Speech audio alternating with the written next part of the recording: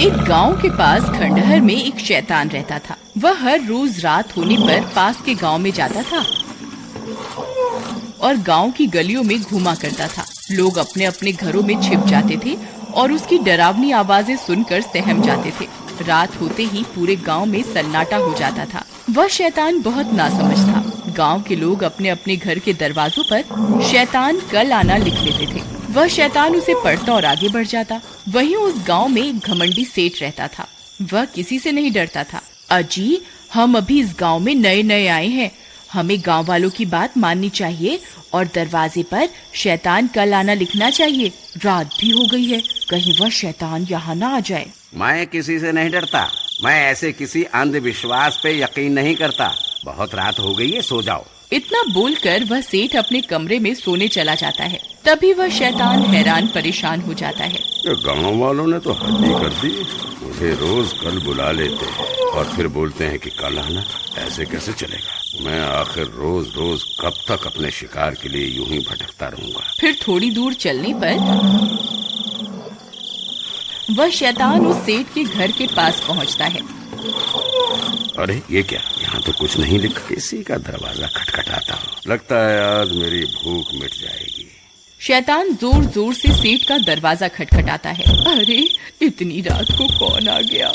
अजी, आप जाइए ना दरवाजा खोलने के लिए। अरे नहीं नहीं, मेरे घुटने में बहुत दर्द हो रहा है। तुम ही खोल दो ना। तुम डरो नहीं, ये जरूर हमारी दुकान पर काम करने वाला नौकर रामू होगा। उधार पैसे मांगने आया होगा। तुम जाओ, दरवाजा खोलो। फिर उसकी पत्नी डरते डरते जाती है और खिड़की से झांक कर देखती है तो उसे वही शैतान दिखाई देता है। वह बहुत डर जाती है, फिर भागती हुई वापस अपने कमरे में जाती है।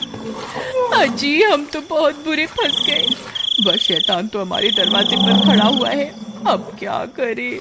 मैंने आपको कहा था ना, हमें गांव वालों की बात मान लेनी चाहिए। लेकिन आप तो बोलते थे मैं किसी से नहीं डरता। तो आप क्यों भीगी बिल्ली बन रहे हो? मूर्ख औरत, धीरे नहीं बोल सकती क्या? अगर इतनी तेज तेज चिल्लाएगी तो जो बाहर तुम्हारे मायके से आया है ना, वो हमें कच्चा ही खा जाएगा। अब क्या करें? कहाँ छुपें?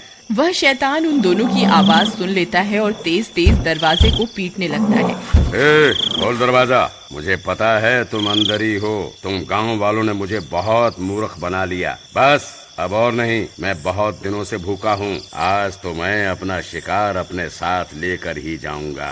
हाँ, अभी के अभी दरवाजा खोल, नहीं तो तोड़ दूंगा।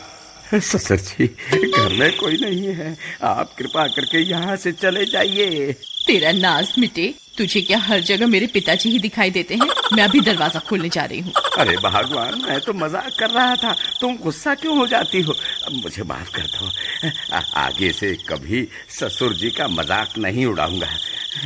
अजी, मैं तो आपको माफ कर दूंगी, लेकिन मुझे नहीं लगता ये शैतान आज हमें माफ करने वाला है। तभी वह शैतान दरवाजा तोड़ देता है। और तुम्हें मुझसे कोई नहीं बचा सकता। अरे भागो रे, आज तो ये शैतान हमें जिंदा ही खा जाएगा। अरे कोई मुझे बचाओ, बचाओ। वह सेठ और उसकी पत्नी वहाँ से भागने लगते हैं। उनके घर में छोटा सा कुत्ते का बच्चा होता है। इतना शोर शराबा सुनकर वह भी बाहर आ जाता है और उस शैतान को देखकर भौंकने लगता है। तभी सेठ और उसकी पत्नी पीछे के दरवाजे से भाग जाते हैं। अरे बच गए रे, आज तो बाल बाल बच गए। मोती, मैंने उसकी आवाज सुनी थी। वो शायद उसी शैतान के ऊपर भौंक रहा था। वो अभी भी घर के अंदर ही है। मैं वापस अंदर जा रही हूँ अपने मोती को बचाने के लिए। तुम्हारा दिमाग खराब तो नहीं हो गया? तुम्हें क्या लगता है मैं एक कुत्ते को बचाने के लिए घर के अंदर जाऊंगा? नहीं नहीं, मूर्ख मत बनो और जल्दी चलो यहाँ से। वो शैतान कभी भी यहाँ आ सकता है। आपको जाना है तो जाइए, मैं वापस अंदर जा रही हूँ अपने मोती को बचाने के लिए। अरे तुम पागल हो गई हो क्या? वापिस आ जाओ, बेवकूफी मत करो। लेकिन उसकी पत्नी अपने पति की बात को अनसुना कर देती है और घर के अंदर घुस जाती है। मोती उस शैतान को भौंक रहा होता है। नहीं नहीं मोती, पीछे आ जाओ, हमें अभी यहाँ से निकलना है। हे भगवान, अब मैं क्या करूँ? तभी मोती उस शैतान पर हमला करने के लिए आगे बढ़ जाता है। नहीं मोती, ऐसा मत करो, वापस आ जाओ मोती। फिर उसे बचाने के लिए उसकी पत्नी भी शैतान की तरफ दौड़ पड़ती है और अपने कुत्ते को बचाने के चक्कर में उस शैतान के चंगुल में फंस जाती है।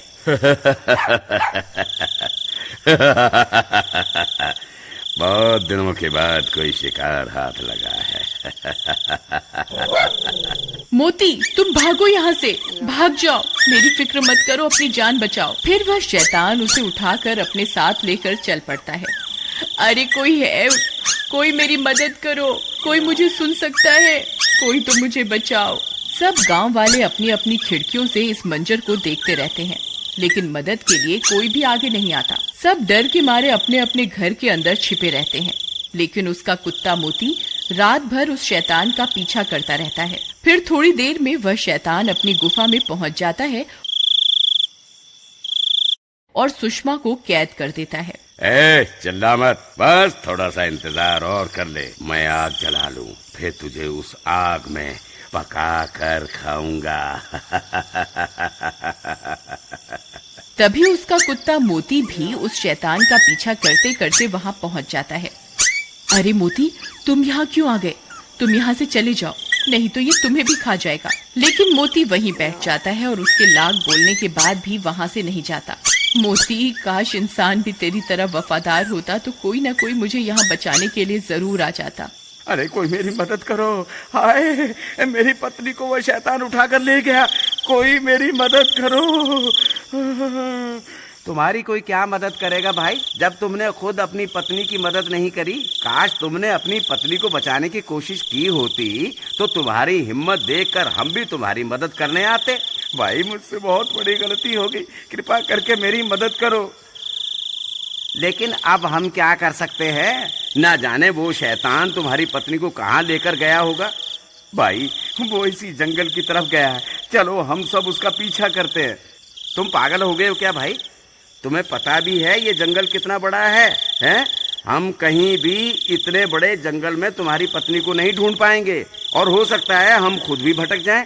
नहीं नहीं भाई नहीं, हम तुम्हारी कोई मदद नहीं कर पाएंगे। ठीक है, गलती मुझसे हुई है तो मैं ही इसको सुधारूंगा। अगर तुम मेरे साथ नहीं चलना चाहते तो मत चलो, मैं अकेला ही अपनी पत्नी को उस शैतान से छुड़वाने जाऊंगा। इतना बोलकर वह सेठ जंगल की ओर चल देता है। मोती, तू यहाँ से चला जा, तू मेरी कोई मदद नहीं कर पाएगा, ये शैतान आता ही होगा। अगर गांव वाले यहाँ होते तो जरूर मेरी जान बच सकती थी। फिर मोती सुषमा की तरफ देखता है और पलटकर वहाँ से भाग जाता है। सुषमा भी मोती को भागता देख खुश हो जाती है। भाग जा मोती, जल्दी भाग जा, तू यहाँ से कहीं दूर चला जा। शुक्र है भगवान का, अब कम से कम मेरा मोती तो सुरक्षित है। मोती सीधा भागता हुआ अपने घर की तरफ जाता है। अरे ये तो मोती की आवाज है, लगता है मोती आसपास ही है। मोती, कहाँ हो तुम? मोती, मोती, मोती, तुम कहाँ चले गए थे? तभी मोती सेठ की तरफ देखकर जोर जोर से भौंकने लगता है। लगता है ये मुझे कुछ बताना चाहता है। तभी मोती सेठ की लुंगी को खींचने लगता है। अरे ये क्या कर रहा है मोती? लगता है ये मुझे कहीं ले जाना चाहता है। कहीं ये मुझे सुषमा के पास तो नहीं ले जाना चाह रहा। मोती, क्या तुम जानते हो सुषमा कहाँ है? ठीक है मोती, मैं समझ गया तुम क्या बताना चाह रहे हो, लेकिन हम अकेले उस शैतान का सामना नहीं कर पाएंगे।